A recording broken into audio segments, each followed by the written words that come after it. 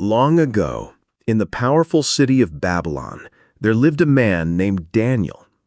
Daniel was a servant of the one true God. Even though he lived far from his home, he never forgot the ways of the Lord. Every day, Daniel prayed and trusted God with all his heart. Daniel was wise, honest, and kind. Because of these gifts, King Darius of Babylon noticed him and gave him great responsibility over the kingdom. Daniel worked faithfully, always putting God first. Daniel's wisdom impressed King Darius so much that he planned to make Daniel ruler over the whole kingdom. This made Daniel very important, but it also made some men very jealous. The other officials and leaders did not like Daniel. They grumbled and complained, whispering to each other in dark corners of the palace. They searched for a way to get Daniel into trouble. But Daniel was faithful and did nothing wrong. There was only one thing they could use against him: his devotion to God. Day after day, the jealous officials plotted. Then, one of them had a wicked idea. They knew Daniel prayed to God 3 times a day. So, they decided to make a law that would trap him. If they could make the king sign a law forbidding prayer to anyone except the king himself, Daniel would be forced to choose between obeying the king or obeying God. The wicked officials hurried to King Darius, pretending to honor him. They bowed low and said, "O great king, you are mighty and wise. You should make a law that for 30 days no one can pray to any god or person except you. Anyone who disobeys will be thrown into the den of lions." King Darius, flattered by their words, agreed. He sealed the law with his royal stamp. Once a law was sealed, it could never be changed. The trap was set. Daniel heard about the new law, but he did not let it stop him from praying. He loved God more than anything and would never worship anyone else.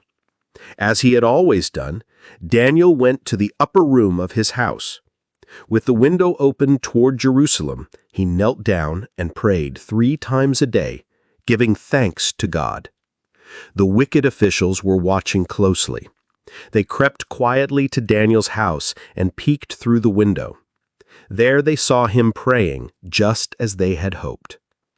With wicked joy, they rushed back to the palace to tell the king what they had seen. Before King Darius, the officials shouted their accusation. "O king, Daniel has broken your law. He prayed to his God instead of to you." King Darius was shocked and deeply saddened. He respected Daniel and did not want to harm him. But the law could not be undone. His own words bound him to a decision he hated. With a heavy heart, King Darius ordered Daniel to be arrested. Guards came and gently led Daniel away. As they took him toward the lion's den, the king whispered, "May your God, whom you serve so faithfully, rescue you." Daniel walked calmly, trusting that God was with him no matter what would happen next. At last, they reached the dreaded lion's den, a dark, deep pit filled with hungry, roaring lions. The king looked down at Daniel one last time, filled with sorrow. Then Daniel was lowered into the den, and a huge stone was rolled over the opening. The king placed his royal stamp on the stone so no one could open it. But Daniel was not alone in the darkness. God sent his angel to shut the mouths of the lions. The fierce creatures became calm and peaceful. Instead of attacking Daniel, they lay down quietly beside him. Daniel praised God for his protection, knowing his life was safe in his hands. That night, King Darius could not sleep. He refused food and music, pacing back and forth with worry. His mind was filled with thoughts of Daniel and whether his God had saved him. As soon as the sun began to rise, King Darius hurried to the lion's den. With his heart pounding, he called out in a trembling voice, "Daniel, servant of the living God, has your God rescued you from the lions?"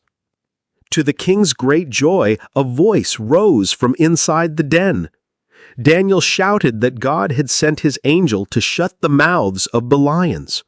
The fierce creatures became calm and peaceful. Instead of attacking Daniel, they lay down quietly beside him. Daniel praised God for his protection, knowing his life was safe in his hands. King Darius was furious with the wicked officials who had plotted against Daniel. He ordered that they be punished for their lies. Their evil plans had failed, and justice was done. No one could doubt that Daniel's God was mighty to save. King Darius then made a new law. He declared to everyone in his kingdom that the God of Daniel was the living God who saves and rescues his people. From that day forward, many people came to know about the power and love of God because Daniel had trusted him. Daniel's courage reminds us that no matter how big the challenge, God is always with us. When we stay faithful, God can turn even the darkest night into a story of hope and victory. And so, the story of Daniel and the lion's den teaches us to trust God no matter what. Just like Daniel, we can be brave and faithful, knowing God is always on our side.